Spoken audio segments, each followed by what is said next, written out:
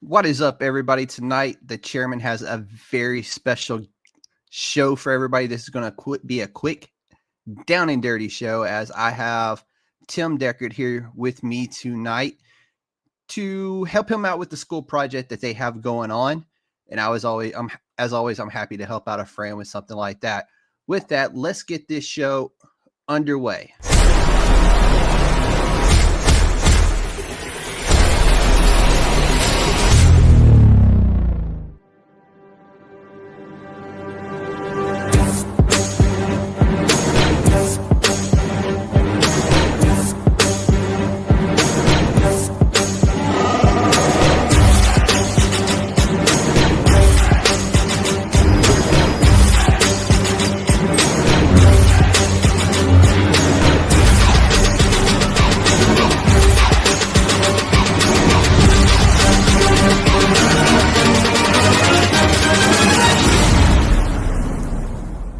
It's a trap!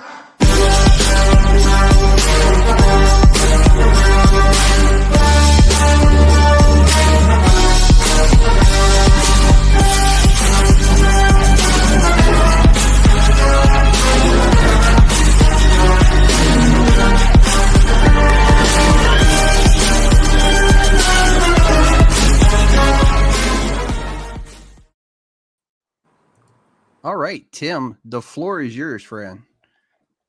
Hey man, thanks for having me. I really thought, what better person to ask someone who's spent 20 years in the same career field as me. We never crossed paths, but we have a lot of mutual friends. Absolutely do. So to start it off, what led you into doing podcasting as a part of your post-military life? Honestly, I fell into it. Kelvin, great friend of mine. We've been friends for, God, at this point, 20 years. And he kind of put me into contact with some people, and I started working with them. And then one day it just was like, I think I can do this. And me and another group of friends started doing the United States Department of Nerds, and been doing it for a year now. And I couldn't see myself spending my excess free time doing anything else, since my child has left the house and in college, and it gives me a lot of free time, and this is how I spend it. So Kelvin's awesome. So a little plug for the Smoke Pit and the No Gimmicks. I love those guys. the whole network, Awesome. The whole network is great. that Feeling Podcast Network, Kelvin, that is, we sit upon that great man's shoulders. He's awesome. He's an incredible dude. Huge fan of his. Not to take anything away from Mac as well. He is awesome another too. all-star. And I'm kind of the antagonist of all those groups. I'm the guy that's always trolling. Yeah. You're our little Timmy. So far from little. Every group has a little Timmy in it, and you happen to be a Timmy. So, well, so with that, I'm as you know, an avid DC fan, and I'm out of the loop with most of the nerd stuff because life, college student, full time. So I want to get into like some of the trends in nerd culture right now. So, so like what are you reading? Like, right? What's a good comic series right now? I know you're big into Spawn. I will always forever be a big fan of Spawn. It come out when I was a child in the 90s, and for God, the longest time I didn't read it. So I'm missing probably 200 plus issues of the book, but I have since gone back and bought like the big compendiums of Spawn. That way I don't have to go back and try to find all the issues that I have not read. So I was able to buy them in like a compendium is like, I think 20 comic books or something like that. So I bought the big thick ones. So I think it was like 100 books. So I got them at a reasonably fair price. And then I started collecting again at, I think, from $250 to now, to where we're sitting now within the Spawn has a whole universe of comics with Gunslinger, King Spawn, The Scorched. Violator right now is getting a 5-book series. I think I don't want to get too much into tomorrow's show when I at least USDN Shorts episode 6 because that's on there. Sam and Twitch, also from the Spawn universe, is going to be their comic book. I think is going to be ongoing, and there's a new one going to be on my show tomorrow about that. And then from Boom Studios, and I'm telling everybody right now, Amazon, it's either Amazon or Netflix has the rights to make this book a TV show. And it's called Something is Killing the Children. And it's from the Slaughterverse and Boom Studios. Get in on it while you can. Get yourself a compendium and read it before it becomes an actual TV show, because that is happening. It is in black and white out there on the internet, and already talked about by both Boom Studios and the network that has already brought it on. It is a fantastic read, front to back, top to bottom. And through a lot of hard work, I was able to, I've not missed a single issue of that. Whether it was a one shot that happened in between it to kind of like fill in a story arc somewhere that might have missed some stuff. But Something is Killing the Children, I'm telling y'all, a beautiful work of art. But that's there's a movie or something already out for that, isn't there? No, there's not. The TV show will be the very first thing. Now, there's some very similar movies that fall within that realm of what Something is Killing the Children is, but from the most part, this will be a 100% original story from Boom Studios working with the network. So I'm glad you mentioned that, because most people tend to just think DC, Marvel. And when I was collecting comics, I was like an Image guy. I will forever be indie darling is what we call ourselves, because we read a lot of, and to be fair to Image Comics, I no longer view Image as a indie comic. To me, they are as mainstream as DC and Marvel. Maybe not on the same level, but they should be, with their acquiring of Skybound Entertainment, who just acquired Transformers, G.I. Joe, and a few other properties. They are pulling in the bigger comic book movie audiences like, now, because they have those titles. And I mean, the cover of the book says Skybound Entertainment, but it is Image Comics who holds that. So they have come a long way, and big ups to Todd McFarlane for pulling that off. And with the new Spawn movie coming out too, hopefully they're saying it's going to be a trilogy. So we'll see how that works out. I know it's going through the same rigmarole we've got for the last 20 years and waiting for this new movie to come out, because it's like, oh, we're going to do the movie again. And we never get it. So we'll see when that finally happens. So I remember seeing the first movie, and I was a kid in theaters. I was probably 6 or 7, maybe 8. I could never see myself taking my kids to see that kind of stuff nowadays. But we're a different generation of people. We drink out of water hoses, so we got to do weird stuff like that. We're also, yeah, that's true. So with that, like, I know you're always constantly reviewing movies, TV shows, all that. Like, I don't really call what I do in reviews. You're highlighting it in the discussions, right? I like to take what I've done a lot of Marvel lately, TV shows. We did a big Deadpool Wolverine thing review, but we're not giving it a 5-star review or a 10, star review. I like to discuss what the movie, or where certain aspects of a movie comes from, in regards to, hey, that's cool, but in this comic book, it was done this way. And I know you see this over here. That person is from this comic book, from this story arc, and they kind of meshed it in. So I kind of, when it comes to how I do it, I like to point out like the difference between the comic book character and the TV character we get in the movie theater.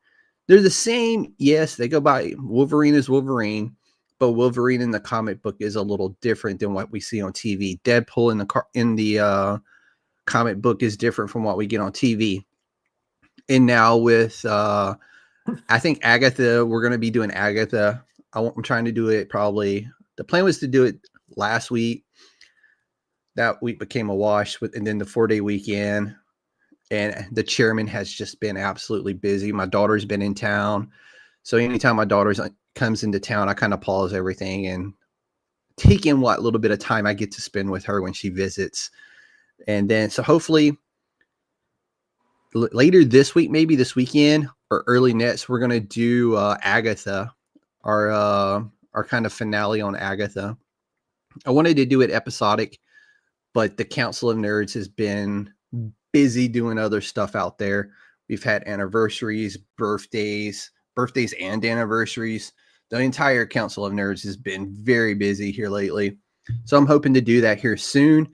Now, I really want to break down what the introduction of death in the Marvel MCU universe means as a whole.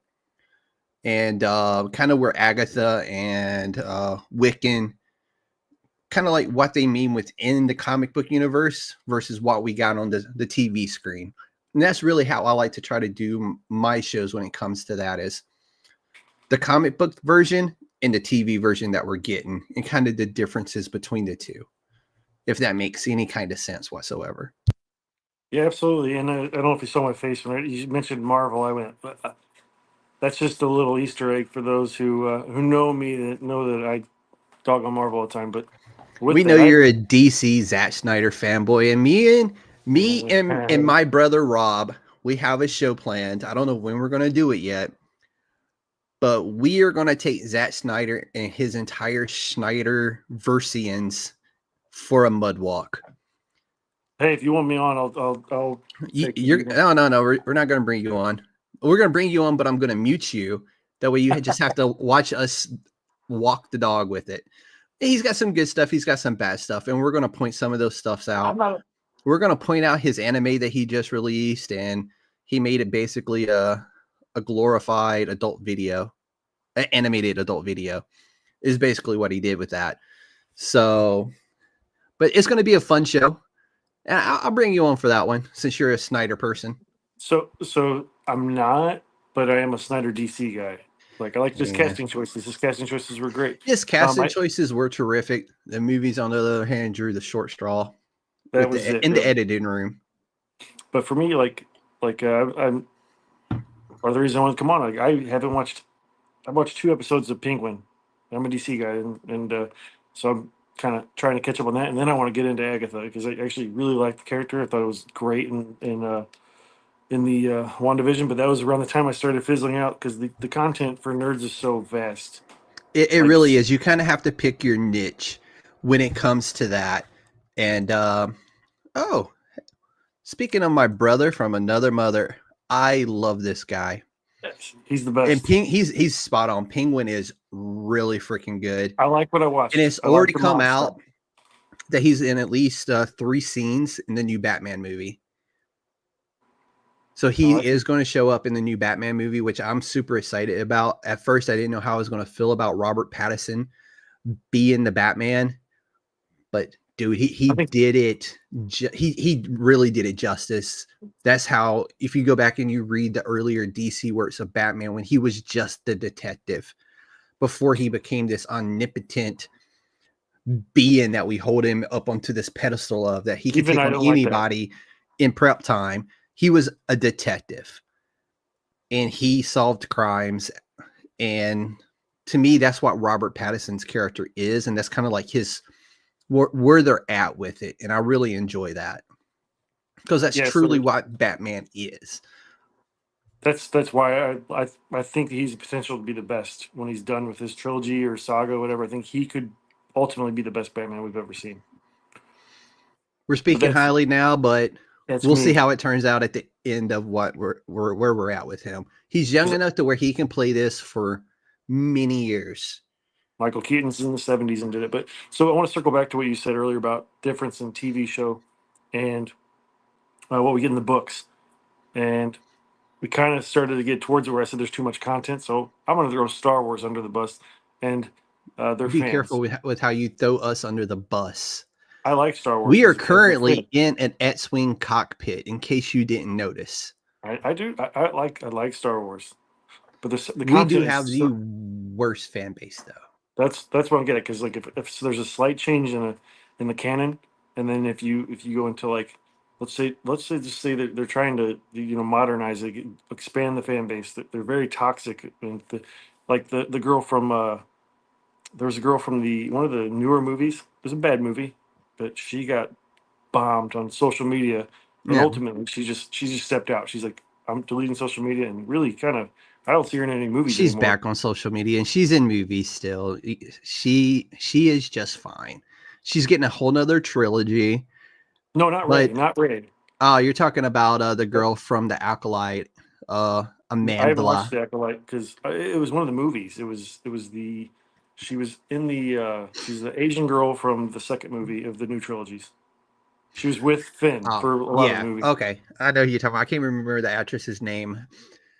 I mean, she wasn't in the I mean, she was in the movie, but She was like the fan base is just so toxic. So like let's say they no, just and we are. Oh, I say we as a whole, not necessarily I. I will protect Star Wars like it's the golden child in my life. I noticed.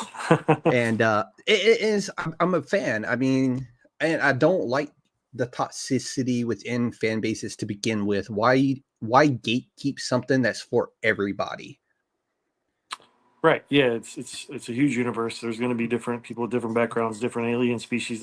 Different. It doesn't matter. Like there's Yeah. so much out there, and it just drives me weird, But I bonkers. will say this about, and this applies to anything and everything across the board. The actors and actresses in these shows are only as good as the content written for them. So I will say that. Content was pretty bad. Ryan Johnson's usually really good, and I didn't think he was very good. But Again, we are only as good as the content given to us or to exactly. them. So with that, like, we've hit on movies, we hit on comic books. Do you do anything with gaming? Are you up to any? What are you playing these days? Dude, I wish I had more time to game. I have a PS5, I have an Xbox, I have a actually I think my daughter has the Nintendo Switch with her at college, but I really enjoyed Jedi Survivor, the Yeah, last game that just come out. it's a Freaking good love one. it. And I mean, and then the new Spider-Man, amazing. The new Mortal Kombat, phenomenal game, and it just keeps dropping good updates every time it drops a new update. I wish I had time to play more, but I don't. I'm like, and when I do play, I'll get done playing and realize that I didn't even stream it, you know? So then I'm like, well, shit. That was the whole point of me hopping on and is to play and to stream and give some different type of content out there. And I will just completely forget to do it. Like I played a couple of hours the other day of Jedi Survivor, got done, was really happy with how I did, because I mean, I'm a 40-year-old man trying to play video games. So my hand-eye coordination ain't what it used to be. And I'll probably pull a muscle while I'm doing it. But it's like, I play when I get an opportunity. I just don't get a lot of opportunities. And right now it's football season, so I definitely don't get a lot of opportunities. Football. I don't watch football anymore. My faithful Rams left my city, and I just kind of my fandom died there. So I'm a toxic football fan, I guess, because like I'll watch, I'll Well, talk we all crap, are. but At I least you're won't. not I a won't like Cowboys fan. allegiance. It would never cross my mind. I did try to become an Arizona Cardinals fan because Larry Fitzgerald, love the guy. He's just a great dude, and didn't work out. But let's see. Yeah, man. So like, trying to think if I have anything else for you, man. Oh, it's going good, man. If you got So anything else, yeah, like so. we're Let's circle approaching the back to 20-minute mark. I know you wanted to keep this short. yeah. It's got to be 20 So minutes for the class. So if you want to perfect. snip it right before that, like before I started, like Yeah, I can do however you want to. If you want to do another question and I can kind of squeeze this little bit out, I'll squeeze yeah, out stuff that don't have meaning and then keep it pressing forward for you. I will do my you're the best to best. keep it at 20. So if you got You're one the, more you're for the me, best. let's Sure. let's hit that and then we can close it out. So you called yourself an indie darling. This is one thing we didn't cover, but it's kind of covered in another DFPN network. Who is your favorite indie darling that's currently in one of the big promotions? And that's a Oh, so wrestling we're cartoon talking too. wrestling right now. Yeah. Okay. When I say indie darling, I'm referring to comic books. But so it's funny that you bring up indie wrestling. I had never been a follower of indie wrestling until Kelvin got me into it with MPX and a few others out of Dallas. I think that's out of Dallas. And then I met up with Rob over at BCP. He does ISPW. And then all of a sudden I start meeting these indie wrestlers and I become friends with them on Facebook, and I share their content on my Facebook and on Instagram and stuff. And man, to be fair to everybody, I like a lot of these guys in both Texas and up in the Jersey, New York area. But I'm going to give a special shout out right now to a Council of Nerd spouse, Amanda's boyfriend. Happy anniversary to them, and happy birthday to him, and happy Veterans Day to him. Brandon Weiss of the Flock and Brawlers, because he is a great stand-up dude. It's fun to watch in the ring when I get to see his content posted. There's I can't remember the name of the website, but they stream their live events to the website, and you can pay on the website. I think it's $10 a month, and you get like tons of indie content from around the United States. But I stick to normally the Texas and that upper northeast corner of the United States, because I think there's some really good wrestling coming out of there. But Brandon Weiss, shout out to him. He's one of my favorites right now to watch him.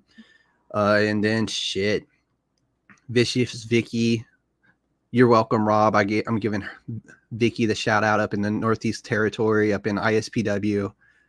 I think she's a current ISPW women's champ. So I'm all over the place with indie wrestling, especially from Texas and the New Jersey, New York area. So if my kids weren't sleeping, I would give a little Stone Cold impersonation for you, but it's pretty loud. Yeah, let's not do that.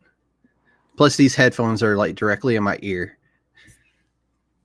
Yeah. Don't attribute to the ringing in my ear. Tinnitus. Exactly. But we're at 22 and a half minutes. I know you only need about 20, so I'm going to cut out about 2 minutes of this content, and we are going to call it right there. We can continue this another time, Tim, if you want to come back on, and we can have another discussion anytime you want to. But right now, let's close this off, and I'll see you behind the screen, so to speak. But let's close it out. That's it for tonight. Big shout out to Tim. I love you, bro. Appreciate you asking me to do this for you. It meant the world to me. Anytime you need anything else like this, don't hesitate. Reach out. I got you. With that, let's close this out.